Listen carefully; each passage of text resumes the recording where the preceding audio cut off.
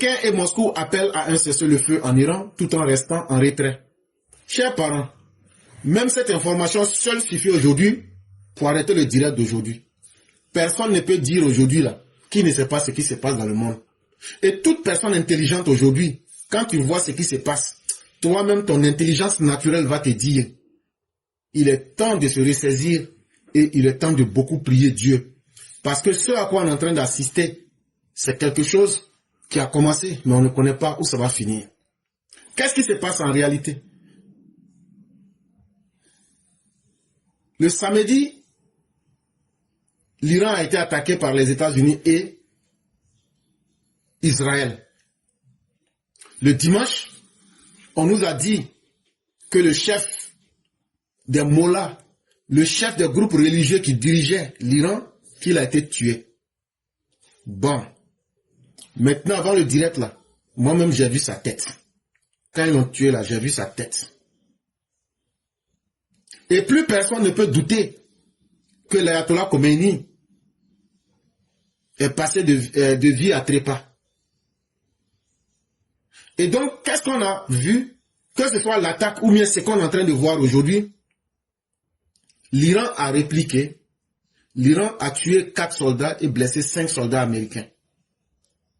La Chine et la Russie ont produit un communiqué aujourd'hui, lundi, 2 mars 2026, que ce qu'eux ils demandent là, on n'a qu'à arrêter la guerre. C'est ça qu'on appelle cesser le feu. Que ce qu'eux ils demandent là, que guerre ça là, qu'on n'a qu'à cesser sans condition. Et qu'ils n'ont qu'à reprendre les négociations.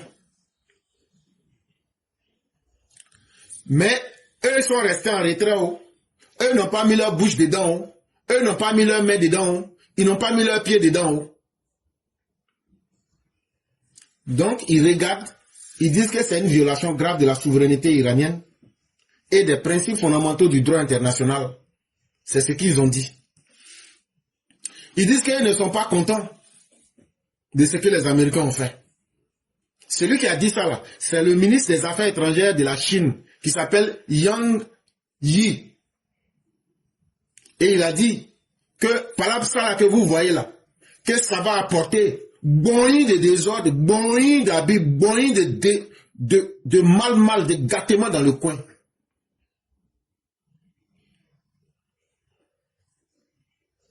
Quant à la Russie, eux ont dit qu'ils n'étaient pas contents.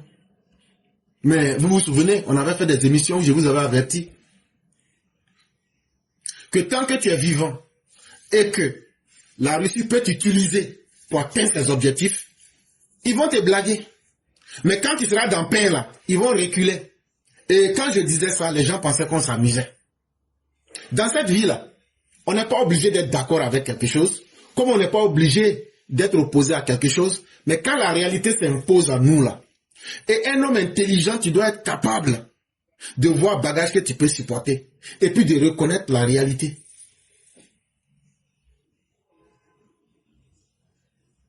Mais pourquoi toute cette guerre, et pourquoi tout ce que vous voyez aujourd'hui là, pourquoi ça s'est fait? Quand tu comprends le pourquoi, tu vas d'abord connaître toi-même ta place, et puis tu vas chercher à régler tes propres problèmes. Je vois aujourd'hui beaucoup d'Africains qui sont heureux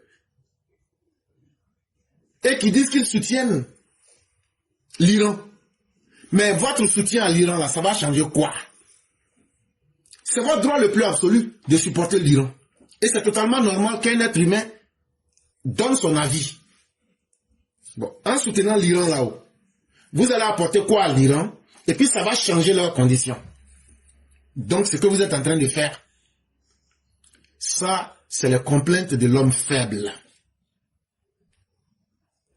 Parce que l'Iran n'a pas besoin qu'on lui dise aujourd'hui, nous vous soutenons. Mais ça a toujours été ça, la position des faibles. Et même en prenant cette posture, comme dans certains pays comme le Niger qui ont fait une marche, vous mettez en danger la vie de vos peuples. On dit quand il y a palabre de couteau là, toi qui es poulet là, faut pas faire sortir ton cou pour dire je vais regarder ce qui se passe. J'espère qu'on se comprend. Quand il y a palabre d'éléphant dans ton champ, là, ce qui est mieux pour toi, là, faut abandonner ta récolte pour sauver ta vie. C'est ce message-là que je suis en train de vous dire.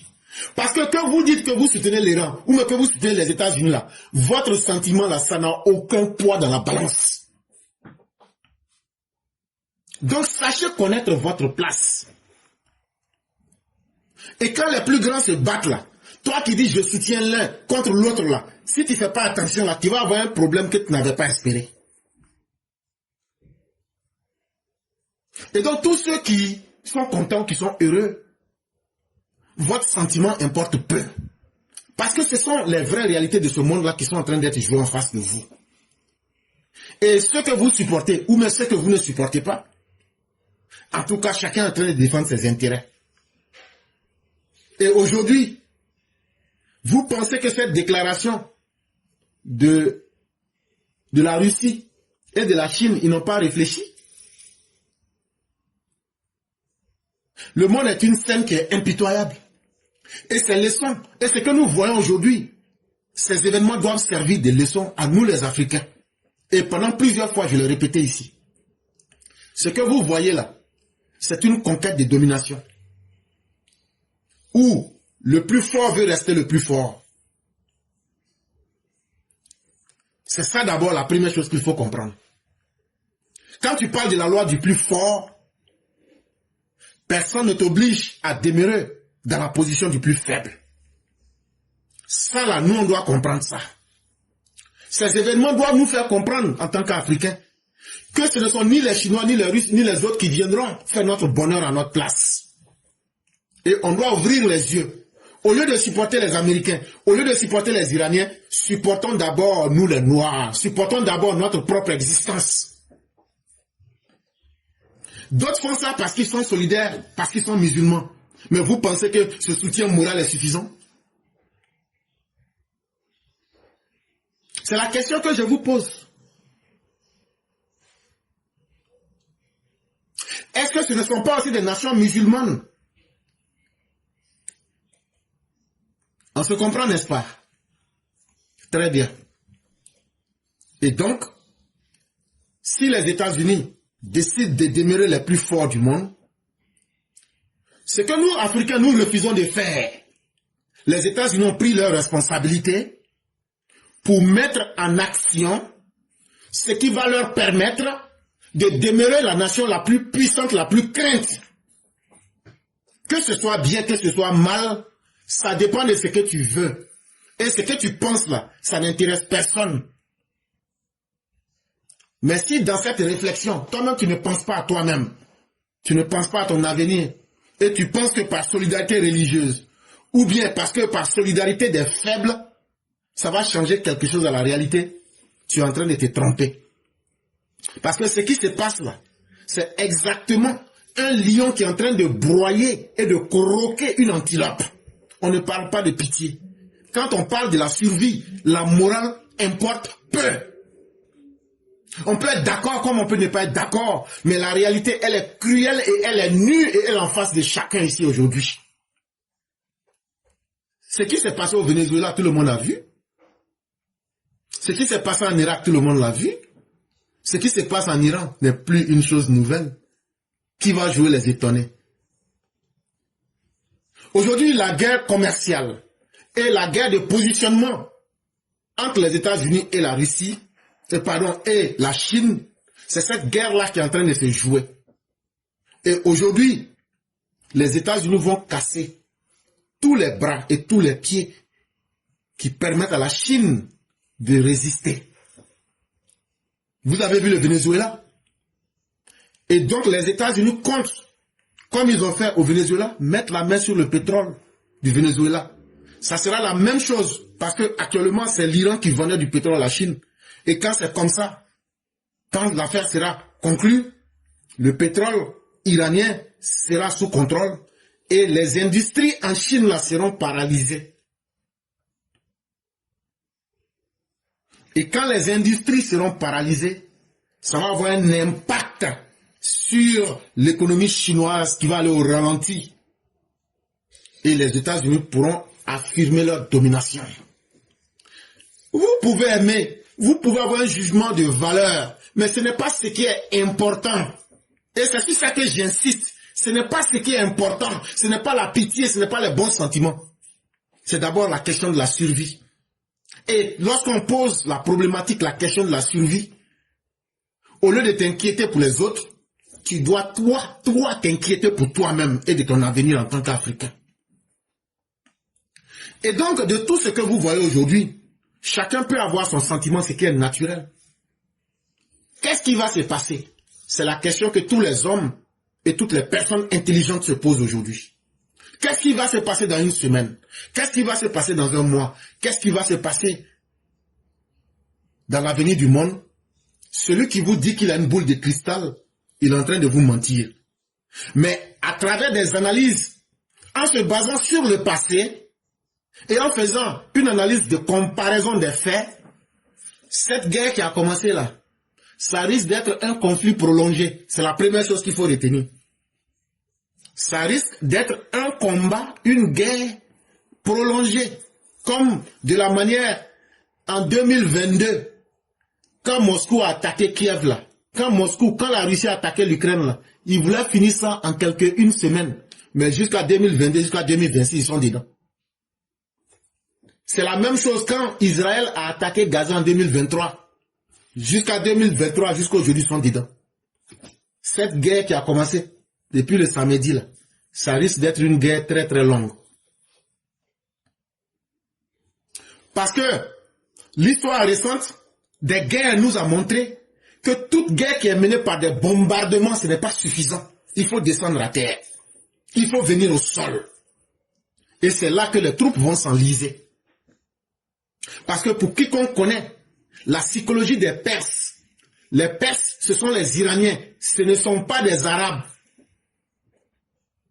Eux, ils sont en majorité chiites. C'est des gens qui sont très aptes au suicide. Allez déjà voir la commémoration de l'imam Ali qu'ils font. Et donc, ça va être une guerre longue. Et le dispositif qui sera mis en terre, est-ce que ce dispositif-là sera à la hauteur d'une guerre intense et longue? C'est la première question et la première remarque que nous faisons. La deuxième remarque que nous faisons, est-ce que c'est tous les Iraniens qui ont aimé ce qui s'est passé? Ça demeure une grande inconnue. Parce qu'il y a ce que les médias disent, mais il y a ce que la réalité même demande. Quand on regarde très bien, la majorité de la population en Iran, vous savez que l'Iran a été toujours sous embargo pendant de nombreuses années. Tout le monde sait ça. Mais quand c'est comme ça, là, pour que les mollahs se maintiennent là, ils ont créé une chaîne de solidarité où presque la majorité de la population dépendait économiquement et administrativement des mollahs. Donc, de la manière que les mollahs, pour résister à l'embargo là, ils faisaient du paternalisme, ça veut dire ils faisaient beaucoup de faveurs à la population, que ce soit économiquement ou même administrativement dans la gestion de l'État. Est-ce que l'ensemble des Iraniens va collaborer et abandonner cette vie qui leur était plus facile? Parce que les mollahs se comportaient comme un père vis-à-vis d'un enfant. Que ce soit aide économique, ils faisaient ce qu'ils pouvaient pour leur population qui était sous embargo. Or, quiconque connaît le capitalisme signifie l'économie du marché, la course à la richesse en fonction des capacités des uns et des autres. Ceux qui ne vont pas s'adapter à cette réalité-là, ceux qui étaient biberonnés grâce à l'argent des mollahs et aux faveurs administratives, la majorité de la population, est-ce qu'eux vont vouloir cette nouvelle vie en fonction du capitalisme pour aller lutter tous les jours pour avoir quelque chose? Quand on sait que le modèle qui était là, ils étaient sous embargo et les mollahs étaient comme des pères pour eux là, est-ce qu'ils vont accepter ce modèle-là? Et donc, même une chute brutale du pouvoir ne pourrait pas faire changer forcément l'idée et les conceptions, les avis que les Iraniens avaient. Ça aussi, c'est une équation qu'il faut voir. Une troisième équation qu'il faut voir. Des hommes ont été éliminés, c'est vrai. Mais est-ce que cela signifie la chute brutale du pouvoir? Je ne pense pas. Je ne pense pas. Parce que dans tout système, les mollahs se savaient menacés. Et dans tout système, il faut être l'homme le plus bête pour ne pas prévoir le scénario du pire. Et maintenant que le mollah a été enlevé, ceux qui vont reprendre les rênes là, est-ce qu'ils ne seront pas plus extrémistes que lui? Parce qu'aujourd'hui, la situation, ils ont le dos au mur. Est-ce que eux là, le fait qu'ils vont prendre le commandement, il faudrait qu'ils se montrent plus extrémistes? Parce que là maintenant, ils sont dans une situation de guerre. Et est-ce que ça ne va pas formater une psychologie de refus total et de donner autre option que la violence et donc le chaos, mais qui sera dans le long temps un chaos durable? Et quand je regarde bien, c'est à cette option-là que les Iraniens sont en train malheureusement de s'apprêter. De dire, le bombardement et tout ce qui a été fait pour désorganiser le système actuel, mais nous attendons une présence au sol pour stabiliser et créer une spirale incontrôlable, comme un tourbillon en pleine mer. Maintenant, dans le monde, parce que ce qui se passe là, j'ai bien dit que j'allais me baser sur des exemples. Quand il y a eu la guerre entre l'Ukraine et la Russie, simple pain que tu manges là, ça a augmenté en Côte d'Ivoire. Dans ça là, il y a une petite partie de la mer là, on appelle ça le détroit d'Ormuz. L'Iran, pour faire payer le prix de tout ça au monde entier, parce qu'on dit que quand une bête est attaquée, tout devient ennemi, l'Iran pourrait poser des actions pour saboter le commerce international à partir du détroit d'Ormuz, en bombardant, même souvent même des navires qui seraient supposés être des alliés pour créer plus de troubles et de désordres dans le monde. Et si aujourd'hui, on n'a plus la capacité de maîtriser le détroit d'Ormuz, qu'est-ce qui va se passer? Tout ce que toi tu utilises dans le monde là, si le prix c'était 5 francs là, ça va devenir maintenant 100 francs.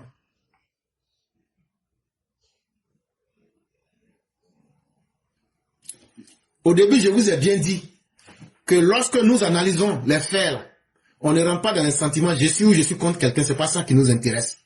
On expose les faits dans leur nudité. C'est à toi-même de voir ce qui t'arrange.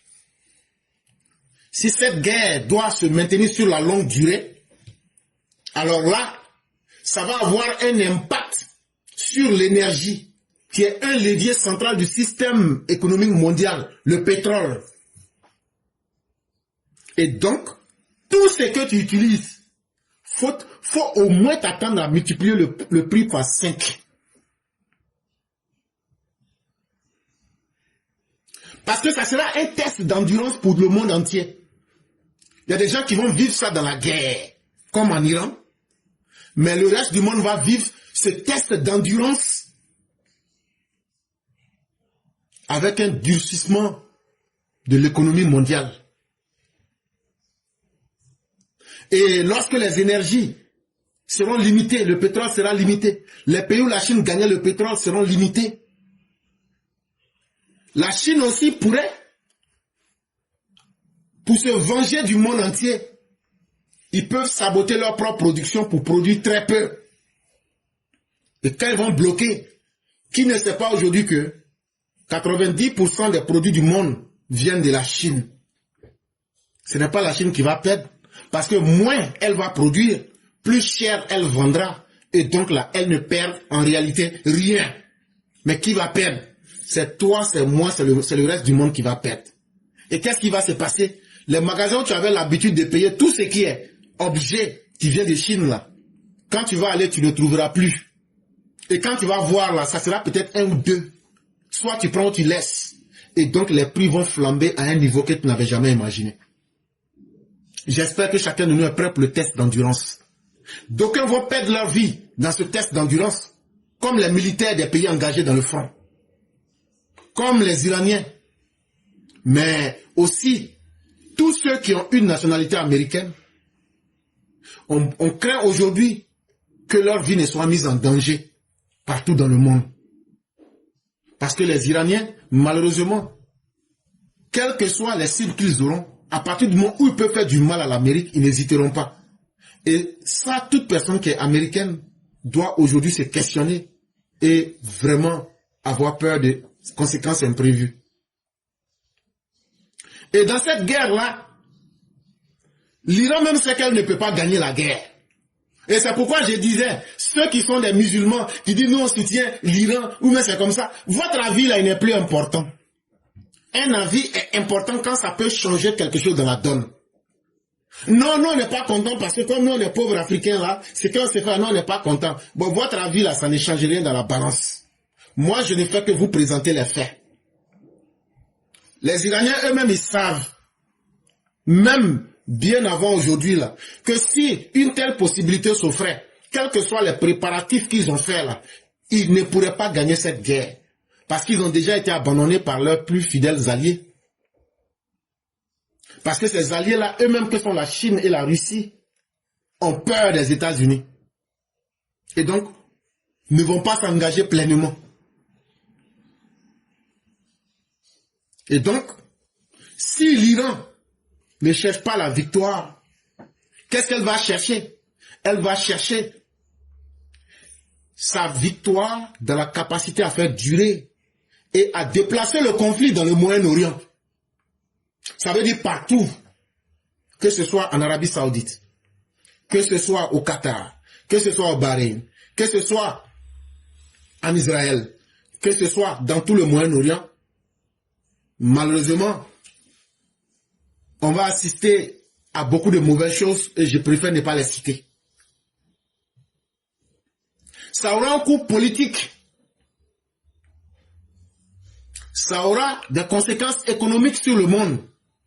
Et ça aura des conséquences sécuritaires sur le monde. La question que je vous pose, vous qui m'écoutez en ce moment, partout où vous trouvez sur la planète Terre, est-ce que tu es prêt? Est-ce que tu es prêt que demain, après-demain, dans un mois, que ce que tu avais l'habitude de payer, tu ne puisses plus voir cela? Et lorsque tu vas voir cette marchandise, le prix a multiplié par 10. Qu'est-ce que tu vas faire? Est-ce que tu es prêt à assumer les conséquences politiques? Quand je pense surtout aux pays de l'AES, qui se sont laissés emberlificoter par un régime suicidaire, un régime d'incapables de Moscou, qui à la première incartade abandonne. Est-ce qu'aujourd'hui les États de l'AES n'ont pas choisi le mauvais côté de l'histoire? Et c'est à vous-même aujourd'hui d'analyser et d'assumer les conséquences de votre choix. Et en termes de conséquences sécuritaires pour le monde, est-ce que vous serez surpris de voir des avions pleins de passagers être explosés? Est-ce que vous serez surpris de voir des ambassades en train d'être bombardées? Est-ce que vous êtes prêts à tout ça? C'est en tout cas l'analyse que je pouvais faire.